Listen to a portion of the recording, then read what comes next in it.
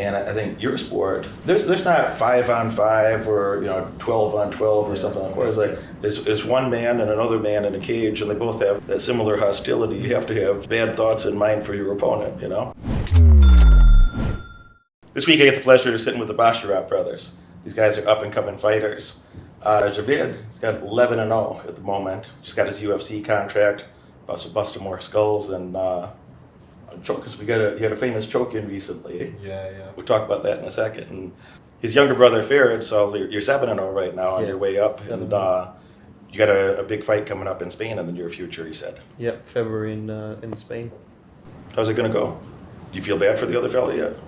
I never feel bad. I never feel bad. Never feel bad. Always excited.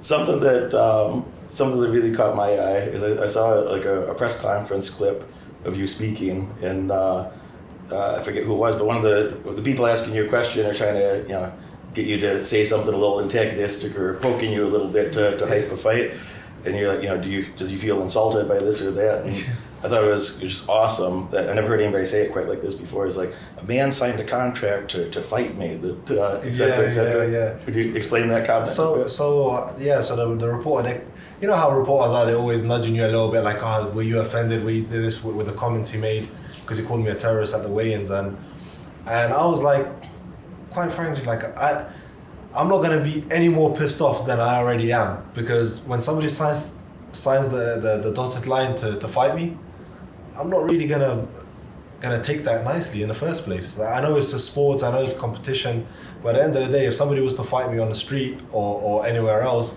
and take food off my plate, I'm gonna be really pissed off about that. So that's just my mentality going into a fight all the time. I thought it was great that if a man signed the contract to get in the cage to fight me, like, the man wants to do me harm, I'm already insulted. How much more insulted could I be? Exactly. That was the essence of it, and I'm like, that makes a lot of sense. I never heard anybody say that. Yeah. So, will you share a little bit about your backgrounds? You fellas are your brothers. You've been training together, training with really top competitors back in your country or in the UK. Yeah. Mm-hmm. Yeah. Like, how's that? What would you share about your background for somebody that maybe knows less about that, or just how difficult it is to go up through the early leagues before you get your pro contract? That's a tough grind, eh? Yeah, for sure. Well, for one thing, me and my brother, we have an athletic background. We started taekwondo at a young age, and then we went on and played a lot of football, soccer, as it's known here in the States. And we played soccer for years, and I think I credit a lot of our athletic ability to that. Just our agility and the way we move, and so we have strong legs from that. And as far as the come up, especially in the UK, I feel like it's harder than it is in America, because overseas sometimes a lot of the talent gets unnoticed. In America it's all right there. Some of the matchmakers, they could just see, okay, that guy's 5-0, 6-0, 7-0, let's get him on board. But overseas sometimes the visa issues can be a problem, and just the distance can be a problem. Like, had I been 7-0 maybe in America, maybe I would have been picked up by a bigger organization earlier. So sometimes that can be an issue. Yeah, like I had to go 11 fight win streak and all finishes. I have never been to the judges, and I hadn't even have gone to the third round and up until the last guy, but I had to beat him up for 14 minutes and then sub him in the last minute, just to prove my point and get my contract. And that's what it takes to get signed to the UFC. Like, sometimes getting signed there is very hard from being overseas. That was a classic moment that you fight this guy, like you said, first time you go to the third round with a fella, and you fight this guy up to 14 minutes, and then if you watch the video, you see, like, he looks at the clock, he sees he got like a minute left, and he's like, oh, time to choke this fella out now. Yeah. So time to finish the fight. And you're looking at Dana while you're... Yeah, so as I'm choking him, I look and I see Dana right opposite me, and I just nod my head like, yep, it's done. And he's looking at me and he's laughing, he's going, oh my God, like, what the hell just happened? What's interesting is, I told Javid before the fight, me and Jake were backstage warming him up, and I told him, look, when you get the chance to put this guy away, put him away. We don't do overtime, just go in, beat him up, get that contract. But knowing Javid, I knew he wanted to make him suffer. So easily in round one, I felt like Javid could have put him away, but he just dragged it on an extra 10 minutes and just beat the crap out of him. So that was the thing. Like, I remember in the first round, my intention was obviously to finish him and put him away. But I felt like I did so much damage in that first round. If you watch it, it was like easily a 10-7. Like if you like, I beat him up really bad, and like I could have finished him like literally before the clock ran out, like 30 seconds before the clock ran out. And I remember just going easy on my punches. I already knew he already gave up in the fight. And if you give up in a fight, you've given up. Like, I know I've got you. I can walk all over you. You know. So that's just my mentality. For me, I'm just trying to break them mentally. So you felt that in the first round, you felt confident enough that you broke his spirit. That Exactly. he had enough damage or exhaustion that he wasn't going to have a romantic rebound from there. Exactly. That's great. You know, Dana had some fantastic words for you. That I met Dana White at the Apex Center. We've been in the ring together over there and just had a bit of a chat. And but Dana had, you know, he doesn't always say nice things about people. Yeah. But he said some really nice things about you after that fight. Yeah. How did that make you feel when you had such compliments about your performance and about the way you handled that versus the other fella, etc.? Yeah. So it was excellent because me growing up, like, there's two people you know when you watch the UFC, and now 3 people. It's Conor McGregor, Khabib Nurmagomedov, and Dana White. These are the people you know. They're the face of the UFC. What about Joe Rogan? Joe Rogan. I'm gonna add Joe Rogan to the list. Yeah, I had Joe Rogan, exactly. This list getting bigger and bigger. But anyways, Dana White, like, so for me to fight in front of the Dana White, he's the boss essentially, you know. That in itself was remarkable. And then he has to handpick me, you know, by watching my performance. And then just to put the cherry on top afterwards, he's speaking to me and giving me some advice and praising me almost, you know, like saying how well I conducted myself, not just through respect, but like how I performed in the fight, you know, and people like that deserve that type of beating. And he goes, you did that exactly tonight, you know, you did what should have got done, and it happened, you know, and he praised me for that. Thanked me for that as well. Shout out to Dana White. What up, Dana? What are some of the background for you fellas that you know, you weren't born in the UK, and you had some tough circumstances, you know, transitioning. Every day wasn't easy in your childhood to you know, to build where you're at now. You know, nobody falls on a mountain. You don't accidentally get to the top of a mountain. You don't accidentally fall in a great circumstance. And you guys are you're both some really tough guys that, you know, psychologically as well as physically, that you had some rougher circumstances early in life that are, you know, probably are contributing to a lot of your success today. Is that fair? No doubt, absolutely. I feel like upbringing is always that question of nature or nurture, and what's the percent. Like, I go back and forth sometimes. How much of it is nature, like in my DNA, and how much of it is my nurture, my environment? And I think environment and nurture is a big part of it. We grew up on a refugee camp the first few years of our life, and when we immigrated to England, it's like you kind of a lot of times you bring some of those stresses with you. You know, and it's not like you move to a first world country and that's it. Everything is great all of a sudden. You bring some of the, you gotta start at the bottom, exactly. So and no doubt as we grow older, and at the time when we were kids, we used to, you know, like my dad was very harsh on us. You know, he used to give us some good beatings and things, and you know, noticeably poorer than everybody else, our classmates and stuff. And at the time when you were a kid, you wish you had more, and you wish. You know, you weren't in that kind of circumstance, but now in hindsight, I realize that it 100% helped me. It made me a tougher person mentally. Yeah, and now we realize like why our dad was like disciplining us that way. It was mostly just a discipline. It was not like he was abusive or anything. It was not an abuse thing, but you know, you're not used to when you're in England. Like most people don't like hit their children and stuff, and one of my dad would do that. It would be just to discipline us, and because that's what they do kind of in our country, you know. And especially me and Farid, because we kind of grew up similar ages. There's only like just under 2 years age difference. So we were always around the same age, same size, and we always used to like just fight and scrap each other, you know. So you kind of we needed to be disciplined. Yeah. You know, when I grew up, my father, he wasn't around. He was building a business. My father never hit me once in my life. My mother often for no reason, but my father never hit me once in my life. But my father was, he went to prison for cocaine trafficking when I was 7. He had a 15-year prison sentence.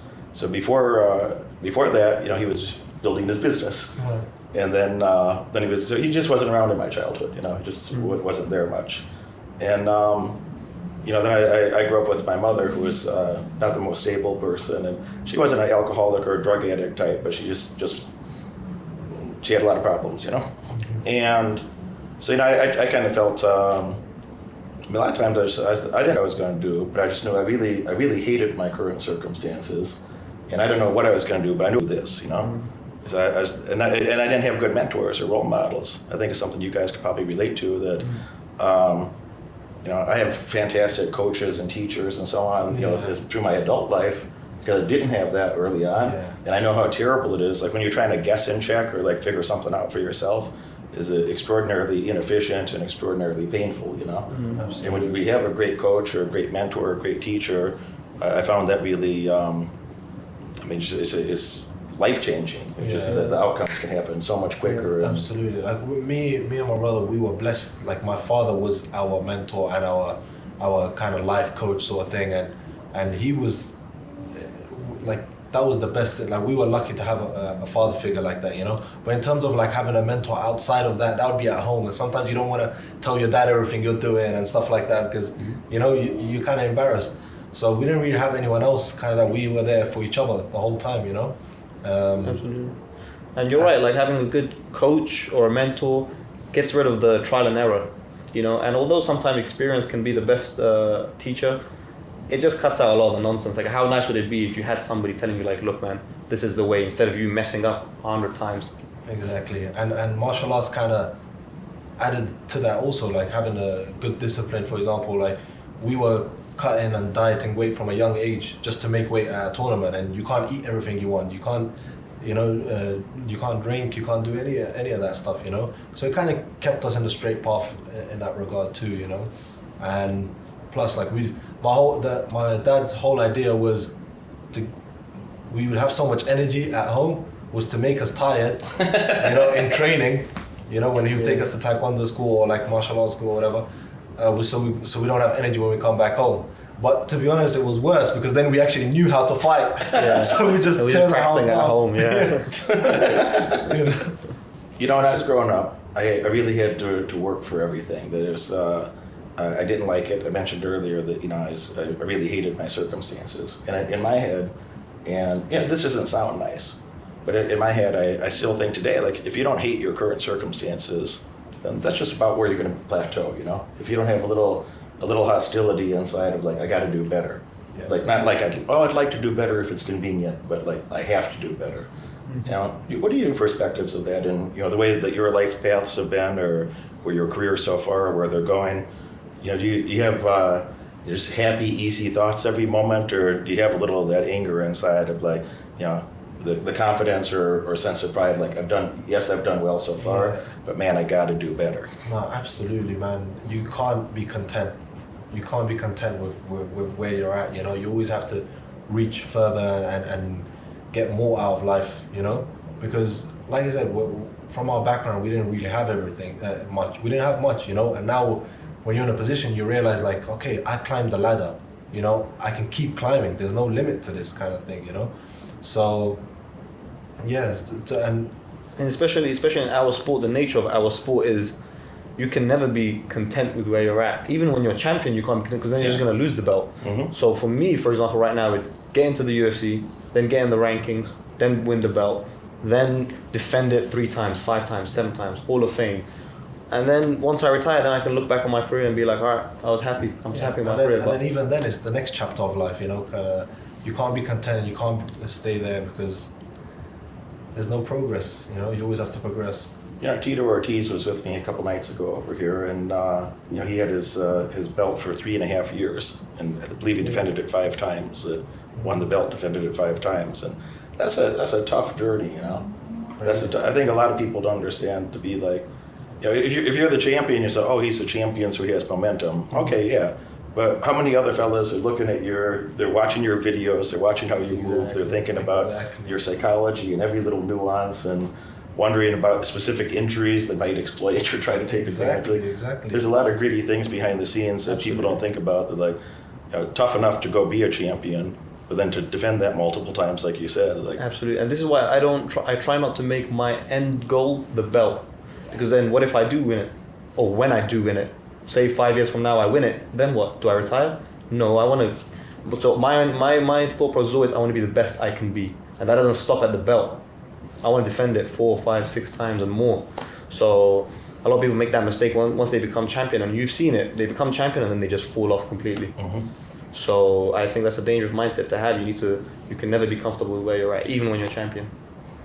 I had a friend, Carrie Walsh. She's a very famous volleyball player. That she won 112 matches in a row, and that sounds ridiculous. Professional. She got 3 gold medals and a bronze medal. She's not happy about that bronze medal. Yeah. She's not happy about that bronze medal. Yeah. And you only, in her sport, you only get 1 per Olympics. So she went to 4 Olympics, gold, Exactly, bronze. and that's perfect. That explains it perfectly. Like, do you think she stopped after 10 games and say, you know what, 10 in a row is a pretty good streak? No, she's thinking like, no, it's 0-0 again. I need to keep up the streak. 11. She lost count. She went up to like 114. Was it 114? She won 112 matches in a row against professionals. That's ridiculous. Yeah. These are the other professional teams in the world. That, it was like her and her partner versus 2 other women, and she said that she wanted to crush those women. She's a very nice lady. She's very nice and a very smart, pleasant woman to be around. But the competitor inside of her, she's like, I want to crush my competition. That you need 21 points to win. She's like, I never wanted the other team to ever score 15. Yeah, it was like their goal. That her and her partner, they're like, they felt disappointed. Like not it wasn't acceptable to just win. They wanted them to have 15 or less points versus their 21. Yeah, this is why. She said when she lost that 113th match there, she said before that happened, and the comment you made me think of this. She said before that happened that she's it sounds humorous or it sounds like a joke, but she said she had like winner's fatigue, that she's just so used to winning that she said she talked to another champion, a male champion, and said God, I can't talk about this with anybody. Like, have you ever had this thought that you're tired of just And he says, well, as soon as you have that thought, you're about to lose. Yeah. And she said that day, the match. Wow. And she said it pissed her off so much she started a new winning streak again. From scratch. Oh, man. Nah, I respect that a lot. And of course, fighting is an extreme example of this because it's a very physical and aggressive sport. But no matter how nice you are, you need to have these kind of internally, you have these kind of somewhat dark thoughts where you're just like, I have to crush my opponent. Like, no matter how nice, take a fighter, for example, like Muhammad Ali's, people use him as this lovely guy, he's a legend and everything. But I'm sure right before the fight he had these dark thoughts where he's going to destroy Joe Frazier, I'm going to ruin him. You have to, it's a physical sport, people like to romanticize it, but it's nitty gritty, it's hard, and you've got to be violent. Especially your opponent has those thoughts about you. That's it, and it's like Javid said earlier, he's trying to take food off my plate. Exactly. I know people see it like a sport. It is a sport now, but at the end of the day, if I don't win, I don't get my win bonus. So that's half my money. If I don't win, I get. Remember, this is a sport where the ball doesn't go through your legs and everybody laughs at you. This is a sport where you get punched in the face. So that is very insulting, to me. So from that, you don't want to come second place in any sport, let alone fighting. When I'm not a fan of any sport. The reason I say that is that fan means fanatic, which is somebody that's irrationally exuberant about another man's life, and we don't do that here. Whatever kind of guy you think would be really excited about another guy's life and romanticizing it, we don't do that here. But I have tremendous respect for athletes in general, and I think your sport. There's not 5-on-5 or 12-on-12 or something like that. It's one man and another man in a cage, and they both have that similar hostility. You have to have bad thoughts in mind for your opponent, and there's nobody else to blame. And say, hey, my teammate, my teammate fumbled the ball. My teammate did something. It's you have to look internally, And this was our issue we used to play soccer. We were very good at soccer, but ultimately you could have the game of your life, but the goalkeeper has a bad game, that's it, your team lost. Mm-hmm. And I hated this. I hated playing my butt off, but then somebody else making a mistake, and that's it. I'm so reliant and dependent on them. Whereas in fighting, it's just me. Of course, I have my team who prepare me, my coaches, my teammates, but in the cage, it's really up to me. And if I mess up, I did something wrong. So I have to go back and work on myself. And I like that. And, on the contrary, if I do something well, it's because I did it well. I'm not dependent on nobody else. You don't get to blame other people. You don't get to say, oh, my coach didn't teach me not to. Right. No, it's on you. And I think that's one of the reasons that, some type fighters become, big stars, because every man somewhere in their heart understands that, like, you're going to go get locked in a cage with another dude, and there's nobody to blame. There's nobody on you. Exactly. It's just the results, the performance is very clear. And and at a high level, both guys are extremely talented. Exactly. And they had similar trainings. Literally, might have had some of the same coaches. Very similar training. They studied all the same things. Yeah. They have similar diet. They have similar everything. Yeah. And is really gets to the essence of, to some extent, how much do you want it? How much did you prepare? Did you put in the work ahead of time? And how psychologically tough are you? It's not just physically at all. Right, Maybe you guys could talk about that. How important is the psychological toughness that you do a lot of training, you'd be a great athlete, but somebody's a little soft in their head, they give up. Honestly, like, I don't like giving out percentages. You know how people say it's 90% this and that and this 10% that, but mentality is, I would say, like, more than physical mentality is more important, because having the right mindset can not only reach further physical, like, heights, but also just confidence. Having these intangibles, they're very important to have. Going into a fight, for example, like, not confident, it's you're already disastrous. lost. Yeah, you're already lost. Like, if you are not confident of yourself and you're not sure of yourself going into a fight, imagine how much the opponent is feeding off that. He can see it. And even, have you seen, like, there's been loads of studies done, like, and especially in fighting. The study's not in fight related, but I'll translate it into fighting. For example, say I'm tired and I see my opponent like wincing and more tired, it just gives me energy right away. And that's not to do with anything physical, it's all in the mind, So, and you got to make sure you're prepared for the worst case scenario also. That's one thing a lot of fighters, I feel like, when they go in there, they don't understand, that it can end horrific, and you got to be ready for it. So when the tide is turning towards that, you know how to pull it back, you know how to make it go right for you again. And that's all to do with the mind. Absolutely. I think at the top, when you get to the top 5 of in MMA and combat sports, I think it's the mindset. Whoever has the stronger mindset, that's who's going to win. Because, like you said, we're coming in at the same way. We both had X amount of weeks to prepare for this, high, world-class quality coaches and training partners, but it's the mindset that's really going to set everybody apart.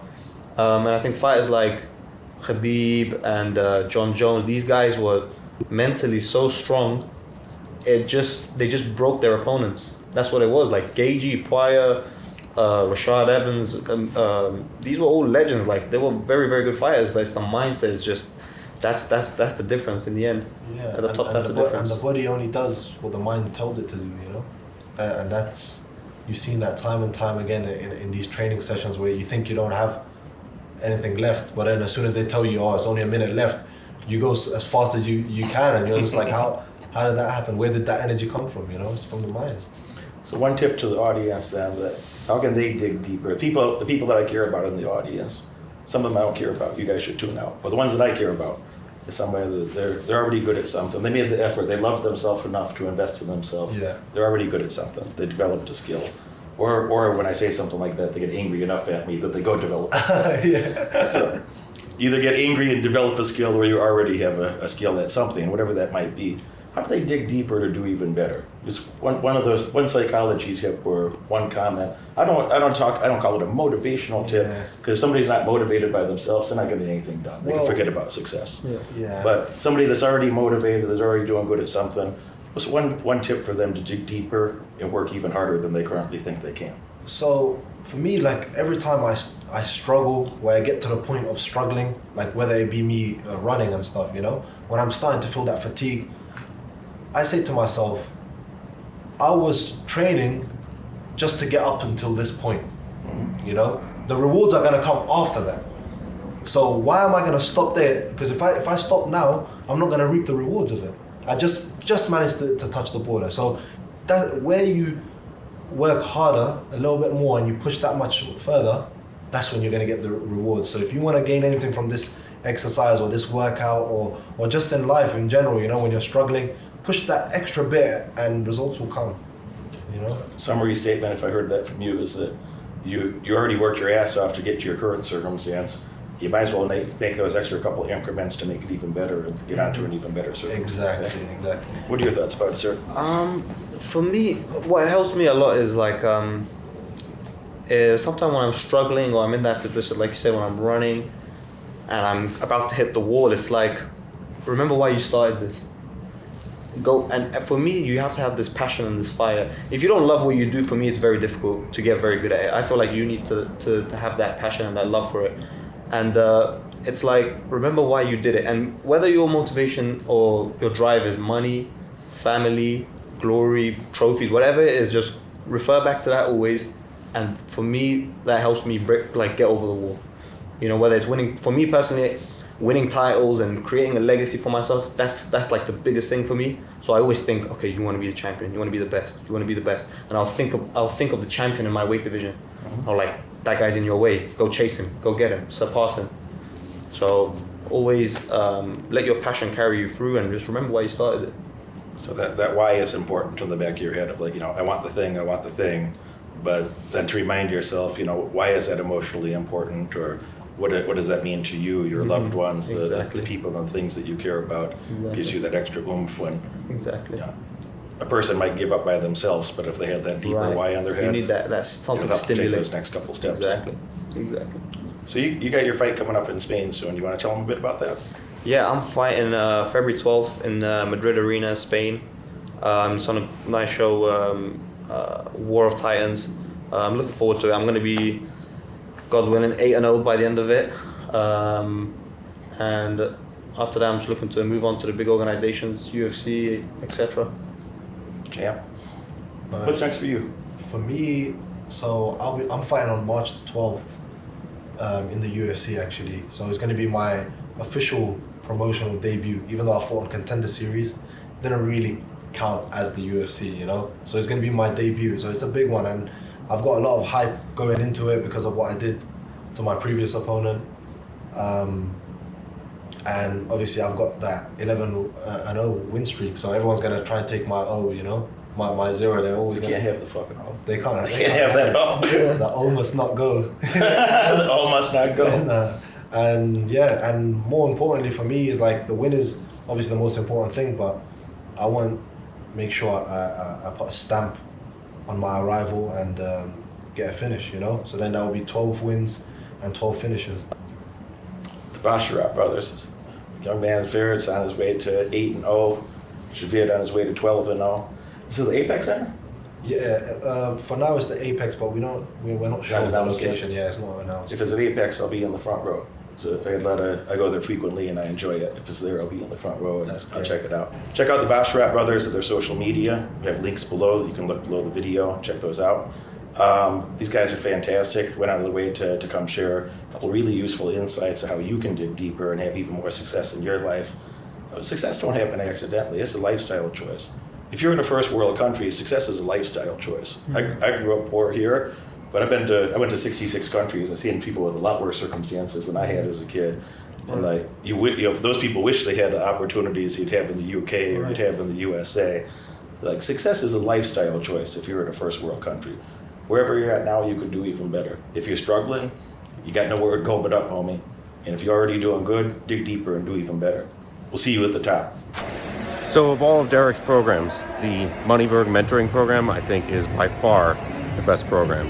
You know, even just in the first half of it, you start learning about what your cognitive biases are. And, you know, for example, for me, I'm very good at seeing if something's going to go wrong, I can kind of imagine how it would go wrong.